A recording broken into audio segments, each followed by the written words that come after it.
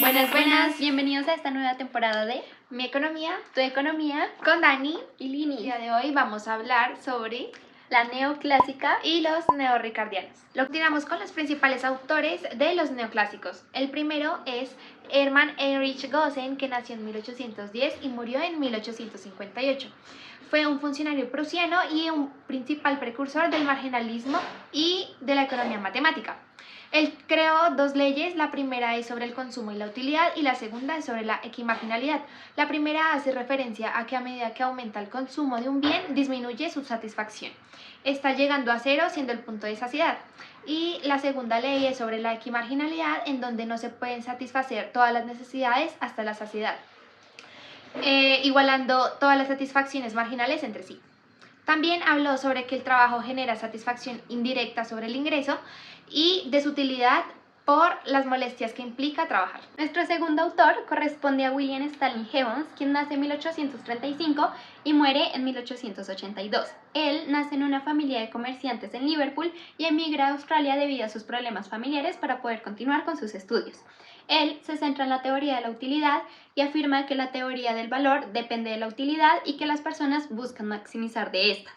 Asimismo, dice que los bienes tienen grados de utilidad y estos con el tiempo serán cero. Finalmente, habla de que él estaba de acuerdo con el laissez-faire expuesto por los economistas clásicos, y una de sus principales obras fue El problema del carbón, publicada en 1865. Continuamos con León Walras, que nació en 1837 y murió en 1910. Fue un economista francés y profesor de la Universidad de Lausana. Basó su teoría del valor en la utilidad marginal. También utilizó el término rareza para hablar sobre la utilidad marginal. Habló sobre los individuos homogeneizándolos con racionalidad, con bienes informados y con preferencias determinadas. Planteó que los precios de los bienes son precios de equilibrio que se evalúan en el mercado naturalmente. Para Walras no existen las clases sociales, para él eran indiferentes, ya que éstas afectaban la competencia perfecta que él buscaba con su equilibrio general. Continuamos con Karl Menger, quien nace en 1840 y muere en 1921. Él nace en Galicia y estudia en las universidades de Viena, Praga y Cracovia. También fue profesor de economía política y fundador de la escuela austriaca. Sus aportes se basaron en tres aspectos. El primero era el método del estudio económico, en el que se explicaban las ideas individualistas y que los fenómenos económicos eran provocados por las conductas individuales de cada humano. También habla del dinero y de la economía pura. Él estudia la teoría monetaria y cuenta que su teoría del dinero es subjetiva. Asimismo habla de que para que un objeto sea mercancía, el individuo debe tener la necesidad de poseerla y que esta necesidad pueda ser satisfecha. Habla de las mercancías en tres órdenes: la primera, que satisface directamente al consumo, y la segunda y la tercera, que sirven para producir la primera. Finalmente desarrolla la teoría útil para el uso de los factores de producción y reconoce la importancia del dinero como medio de cambio. El último autor de los neoclásicos es Alfred Marshall, que nació en 1842 y murió en 1924. Fue un economista británico que estudió en la Universidad de Cambridge. También fue profesor en Oxford, Cambridge y en Bristol. Fue el economista más importante de la segunda generación de los marginalistas. Marshall propone analizar el equilibrio precisamente entre dos variables, siendo el resto constantes, es decir, ceteris paribus. Sus principales aportes fueron el uso de gráficos para explicar la oferta y la demanda y el equilibrio entre estas dos. También las tijeras marshallianas, los costos de producción y la demanda por medio de la utilidad marginal. Introdujo la elasticidad de la demanda, los bienes complementarios, los bienes suplementarios, sustitutos también, las economías externas, las economías internas, el término de excedente del consumidor, del excedente del productor. Combinó la utilidad marginal con el costo real subjetivo. Ahora vamos a hablar de los neorricardianos, que al igual que los marginalistas soportaron su trabajo en la tesis de David Ricardo. Sin embargo, para ellos, los marginalistas habían malinterpretado a Ricardo. El trabajo de los neorricardianos significa una fuerte crítica a la función de producción neoclásica, crítica que los obligó a los neoclásicos a realizar una revisión profunda sobre sus modelos de capital. Asimismo, los neorricardianos no estaban solo en sus críticas del subjetivismo y marginalismo, e incluso tuvieron fuertes acompañantes en visión sobre las limitaciones del equilibrio parcial. Los neorricardianos asumieron tareas tales como resolver el problema de las transformaciones entre precios y salarios y el diseño de una economía invariable. Ahora vamos a hablar sobre los principales autores de los neorricardianos. El primero es Piero Sraffa, que nació en 1898 y murió en 1963. Fue un economista italiano y estudió en Cambridge. Se declaró marxista y debido a sus ideas fue perseguido en Italia. Debido a esto, emigró a Inglaterra por sugerencia de Keynes, en donde ordenó y editó los escritos de Ricardo. Realizó una fuerte crítica a los marginalistas sobre la teoría subjetiva del valor, también de la dependencia de la variación de estas y el supuesto de rendimientos constantes a escala. Realizó un modelo en donde planteó su obra de producción de mercancías por medio de mercancías en 1960. El siguiente autor de este periodo es Luigi Lodovico Pancinetti, quien nace en 1930 y es un discípulo de Sraffa. Él se conoce por ser apasionado por los números y las matemáticas y logra desarrollar algunas de las ideas expuestas por Ricardo un siglo atrás. Él criticaba la forma en la que Marshall trabajaba el crecimiento económico y fue un crítico de las ideas marginalistas, en especial de las marshallianas. Buenas, bienvenidos al día 2 hablando de pensamiento económico en Mi economía, Tu economía con Dani y Liz. El día de hoy vamos a estar hablando sobre el capítulo 5 de Pensamiento Económico, que habla sobre los mercados imperfectos, el keynesianismo y la economía del desarrollo. La teoría económica expuesta por los clásicos y los neoclásicos se caracteriza por la defensa de la libertad de comercio y la modelación abstracta.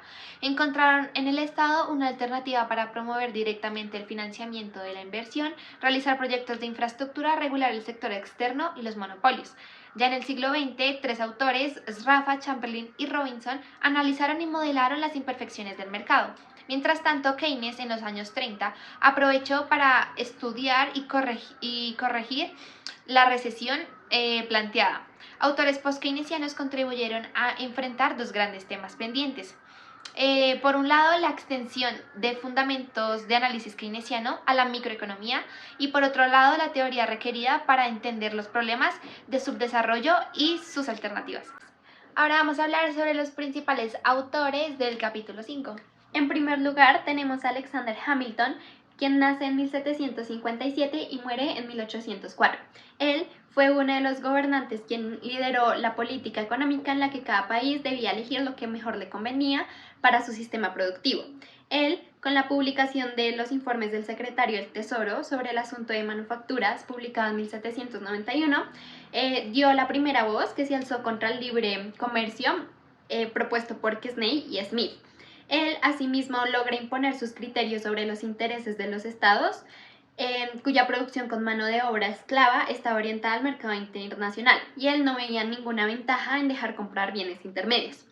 Seguimos con Simón Bolívar, que nació en 1783 y murió en 1830. Su objetivo era expandir las instituciones que caracterizan los mercados desarrollados, eliminando la esclavitud, la servidumbre y los cacicazgos. Todo esto con el fin de pagar salarios en dinero real y evitar los pagos en especie. También realizó una reforma agraria y reguló las importaciones junto con los aranceles. También promovió la navegación por el río Magdalena y formuló un proyecto de construcción de canales interoceánicos. En tercer lugar tenemos a Friedrich List, quien nace en 1879 y muere en 1846. Él fue un economista alemán, profesor de administración y política. Asimismo, fue diputado de la Cámara Gutenberg y se dedicó a la agricultura y luego al periodismo entre los años 1825 al 1832, mismo año en el que el gobierno de Estados Unidos lo nombra cónsul en una ciudad de la provincia alemana de Sajonia. Él se opone a la aplicación en Alemania de lo que denominó la economía cosmopolita de Smith y se presentó como alternativa a la economía política. Antoni Agustín Cournot, que nació en 1801 y murió en 1877. Fue un matemático y economista francés, profesor de la Universidad de Lyon y rector de la Academia de Dijon. Él introdujo el uso de funciones matemáticas para describir conceptos económicos como la oferta, la demanda y el precio. También se le conoce por todos sus aportes al marginalismo. Él realizó una investigación sobre la competencia imperfecta en condiciones de monopolio, duopolio y oligopolio, que se expuso en investigaciones acerca de los principios matemáticos de la teoría de las riquezas publicada en 1838. Con respecto al monopolio, estableció el punto de equilibrio conocido como el punto de Cournot. Para el duopolio presentó un modelo con producto homogéneo y empresas con racionalidad maximizando la tasa de beneficios en un ambiente en el que las empresas solo pueden afectar las cantidades. Para el análisis recurrió a funciones de reacción de las empresas y con ellas encuentre el pero inferior al punto inferior al de la competencia perfecta. Como siguiente autor tenemos a Pierre Raffa, que como mencionamos anteriormente nace en 1898 y fallece en 1983.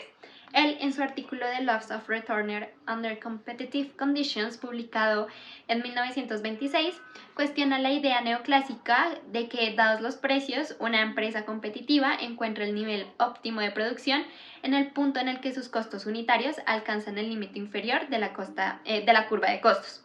Edward Hastings Chamberlain, que nació en 1899 y murió en 1967, fue un economista estadounidense, profesor de Harvard, que dedicó gran parte de su trabajo al estudio del mercado con imperfecciones en el monopolio, el oligopolio, la economía de escala y la competencia no relacionada con los precios.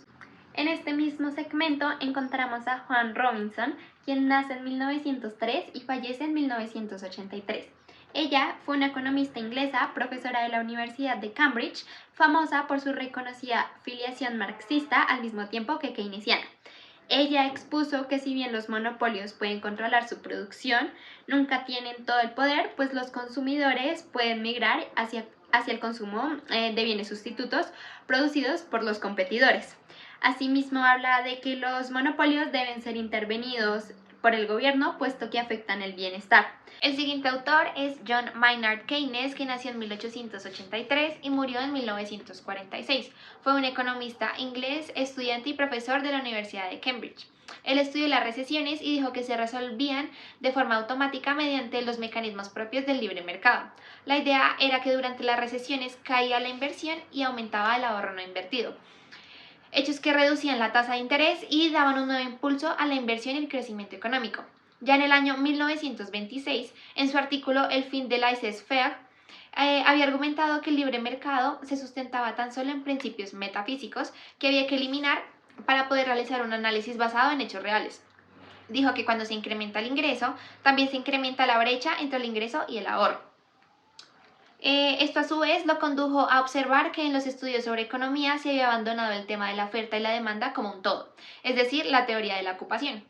Escribió la teoría general de la ocupación, el interés y el dinero en 1936. Tenemos a Paul Davidson, quien nace en 1930 y asegura que existen dos tipos de tiempo, el tiempo irreversible y la incertidumbre verdadera.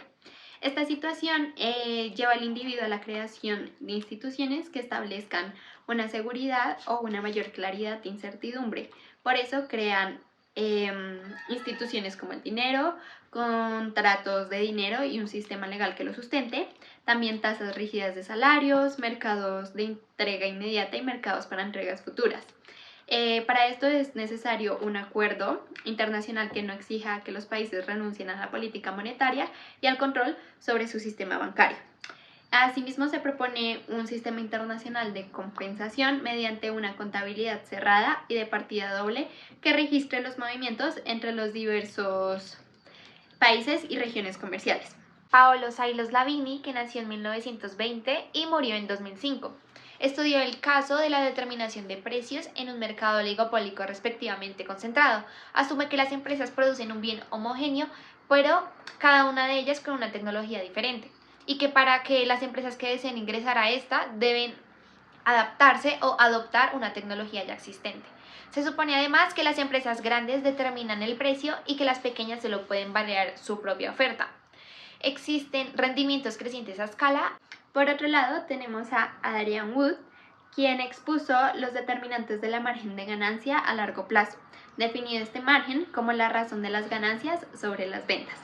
Para Wood, el margen de ganancia es una decisión de largo plazo que depende de la capacidad instalada, pero no de las fluctuaciones de la demanda en el corto plazo. El siguiente autor es Raoul Prebisch, que nació en 1901 y murió en 1986. Fue uno de los pioneros de la economía del desarrollo, expuso una visión de países capitalistas de centro y de periferia con 3 temas centrales. El primer tema central es el progreso técnico. Es que el progreso técnico es una variable fundamental de la que depende el crecimiento en la productividad y constituye un factor exógeno para las economías menos desarrolladas. El segundo tema central es el crecimiento, que depende de la acumulación de capital y que permite incorporar a la población en actividades donde el progreso técnico sirva de plataforma para sostener aumentos en la productividad. Y el tercer tema y el último es que el capitalismo tardío y periférico en América Latina permite la distribución del ingreso y dice que es inflexible, por lo que bloquea el cambio técnico y la modernización institucional. Kalecki, quien nace en 1899 y fallece en 1970. Él fue un economista polaco, profesor of the London School of Economics, del Instituto de Estadística de Oxford y de la Escuela Central de Planificación y Estadística de Polonia. Además, dirigió el Departamento de Estadística de las Naciones Unidas. Él dedica gran parte de su vida a escribir The Probability Theory Conjuncture, publicada en 1933, un artículo que contenía los fundamentos de la tesis de Keynes expuestas en la teoría general del empleo, del interés y del dinero. Centró su atención en 4 puntos fundamentales. El primero, en el desempleo no keynesiano, caracterizado por su origen en la falta de acumulación de capital. Como segundo, en la competencia imperfecta, que da lugar a que los precios sean definidos por el grado de monopolio y no por el mecanismo marshalliano de los precios. Como tercer elemento es la financiación del desarrollo y los problemas de inflación. Y como cuarto, el efecto de los salarios en la demanda efectiva. Kaldor, que nació en 1908 y murió en 1986. Nació en Hungría y se nacionalizó en el Reino Unido. Fue profesor de Cambridge y fue asesor de varios países subdesarrollados. Afirmaba que en estos países el desempleo no es keynesiano, pues la oferta es inelástica a corto plazo y es insensible a la expansión monetaria. También aquí el crecimiento está limitado por la escasez de recursos y no por la demanda efectiva. Por último, tenemos a Anthony Thirlwall, quien nace en 1941 y es un economista inglés, profesor de la Universidad de Kent, en Canterbury, Inglaterra. Él puso en términos matemáticos la idea de los mercantilistas sobre la restricción al crecimiento originada en el comercio exterior, es decir, que un solo país podrá crecer a una tasa alta si promueve exportaciones y controla sus importaciones. Buenas. Bienvenidos a este tercer día de nuestro reto hablando de pensamiento económico En Mi Economía, Tu Economía con Dani, y Linis. vamos a empezar hablando sobre cómo surgió el socialismo. Este surgió como una reacción a la injusticia, que significaba que el gran incremento en la capacidad de producción aportado por la revolución industrial solo hacía ricos a muy pocos empresarios, mientras que la población trabajadora era sobreexplotada y vivía en una miseria extrema. Por otro lado, el calificativo comunismo utópico fue dado por Louis Blanqui en 1839, pero alcanzó su gran difusión gracias a Marx y a Engels a través del Manifiesto Comunista, publicado en 1848. Ahora vamos a hablar sobre los principales autores del socialismo. En primer lugar tenemos al conde de Saint-Simon, quien nace en 1760 y fallece en 1825. Él fue un socialista francés quien a los 16 años combatió en la Guerra de Independencia de Estados Unidos. Criticaba fuertemente la propiedad privada por considerarla como una fuente de disturbios y porque como monopolio otorgaba derechos a la apropiación de renta sin trabajar, como lo hacen los industriales y los obreros. Clasificó a la sociedad entre industriales y parásitos, y que la sociedad futura será liderada por los industriales con base al igualitarismo. Asimismo, dice que el Estado se organizará mediante 3 corporaciones públicas integradas en su mayor parte por los industriales. El siguiente autor es Charles Fourier, que nació en 1772 y murió en 1837. Fue un filósofo y socialista francés. En su texto La teoría de los cuatro movimientos y de los destinos generales, publicado en 1808, dice que la vida de cada individuo debía ser regulada y el trabajo asignado de acuerdo con el talento. Por otro lado, tenemos a Robert Owen, quien fue un socialista británico al que se considera como fundador del movimiento cooperativo. Él promovió el sindicalismo y fue fundador del primer sindicato inglés en 1833. Él también decía que la humanidad podría avanzar si se mejoraban las condiciones económicas y morales de los individuos. El siguiente autor es Simón Bolívar, el cual nació en 1783 y murió en 1830. Nació en pleno auge de la Revolución Industrial y de la Ilustración, 7 años después de la independencia de Estados Unidos. Hablaba que la igualdad no es un estado natural de partida, sino el derecho a lograrlo, y el Estado instituye para corregir esa desigualdad. Para Bolívar, el Estado tiene la función de garantizar el disfrute de esos derechos. Consideraba la libertad no regulada como un gran escollo para la sociedad, la paz y la justicia social. Adicionalmente, creó una reforma agraria que incluyó la redistribución de la tierra, la prohibición de venderla en un periodo de 25 años, la eliminación de relaciones laborales precapitalistas, que son los pagos en especie y las servidumbres, el crédito, la formación en artes y oficios y la formación de consejos de productores para promover el mejoramiento técnico. Por último, para cerrar nuestro reto, tenemos a Carlos Marx, quien nace en 1818 y fallece en 1883. Él fue el historiador económico más importante de todos los tiempos. La revisión histórica del proceso del desarrollo condujo a Marx a identificar dos elementos importantes: las fuerzas productivas y las relaciones sociales de producción.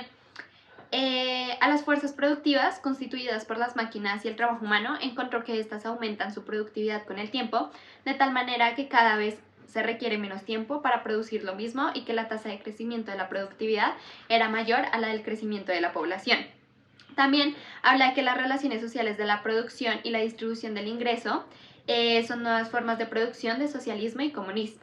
Para Marx, el modo de producción capitalista no es perdurable porque entraña el germen de su propia destrucción al desarrollar innecesariamente las fuerzas productivas y la lucha social por la distribución del ingreso, de tal forma que ocurrirían crisis recurrentes por exceso de producción. Finalmente, para él, el triunfo de los trabajadores elimina toda obstrucción al desarrollo de las fuerzas productivas y trae consigo el bienestar para todos en un nuevo modo de producción.